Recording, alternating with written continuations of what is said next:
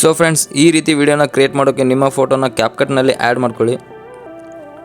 ಫೋಟೋನ add ಮಾಡ್ಕೊಂಡಾದ್ಮೇಲೆ first ಇದರಲ್ಲಿ ಒಂದು ಆಡಿಯೋನ ಆ್ಯಡ್ ಮಾಡ್ಕೊಳ್ಳಿ.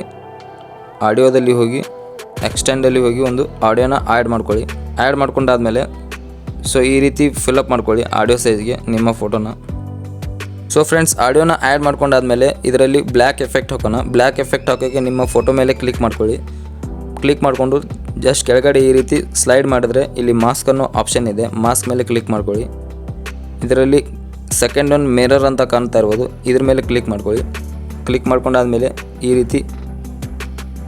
ರೀತಿ ರೊಟೇಟ್ ಮಾಡ್ಕೊಂಡಾದ್ಮೇಲೆ ಇಲ್ಲಿ ಕಾರ್ನರ್ನಲ್ಲಿ ಇಟ್ಕೊಳ್ಳಿ. ಈ ರೀತಿ ಇಟ್ಕೊಂಡಾದ್ಮೇಲೆ ವೈಟ್ ಡಾಟ್ ಮೇಲೆ ಕ್ಲಿಕ್ ಮಾಡಿಕೊಂಡು ಎಡ್ಜ್ನ ಸ್ವಲ್ಪ ಬ್ಲೈಂಡ್ ಮಾಡ್ಕೊಳ್ಳಿ. ಈ ರೀತಿ ಮಾಡ್ಕೊಂಡಾದ್ಮೇಲೆ ಸೊ ಈ ರೀತಿ ಕಾರ್ನರ್ನಲ್ಲಿ ಇಟ್ಕೊಂಡಾದ್ಮೇಲೆ ಜಸ್ಟ್ ಇದರಲ್ಲಿ ಇವಾಗ ಒಂದು ಕೀ ಫ್ರೇಮ್ನ ಆ್ಯಡ್ ಮಾಡೋಣ.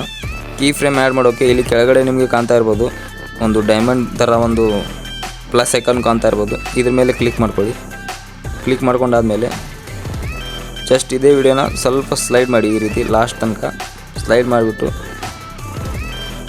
ಈ ಎಫೆಕ್ಟ್ನ ಈ ರೀತಿ ಅಪೋಸಿಟ್ ಕಾರ್ನರಲ್ಲಿ ತಂದು ಇಟ್ಕೊಳ್ಳಿ. ಈ ರೀತಿ.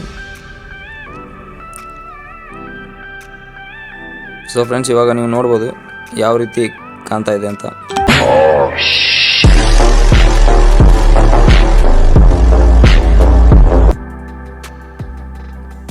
ಇದರಲ್ಲಿ ಇವಾಗ ಒಂದು ಶೇಕ್ ಎಫೆಕ್ಟ್ ಹಾಕೋಣ.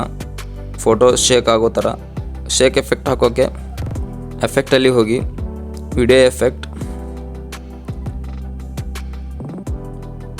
ಎಫೆಕ್ಟಲ್ಲಿ ಹೋಗಿ ಇಲ್ಲಿ ಜಸ್ಟ್ ನೈಟ್ ಕ್ಲಬ್ ಅಂತ ಇದೆ, ಇದ್ರ ಮೇಲೆ ಕ್ಲಿಕ್ ಮಾಡಿ. ಇದರಲ್ಲಿ ಶೇಕ್ ಇಫೆಕ್ಟ್ ಕಾಣ್ತಾ ಇರ್ಬೋದು, ಇದ್ರ ಮೇಲೆ ಕ್ಲಿಕ್ ಮಾಡ್ಕೊಳ್ಳಿ. ಇದರ ಸ್ಪೀಡ್ ಅಡ್ಜಸ್ಟ್ ಸ್ವಲ್ಪ ಸರಿಯಾಗಿ ಮಾಡ್ಕೊಳ್ಳಿ ಮ್ಯೂಸಿಕ್ ತಕ್ಕ ಹಾಗೆ.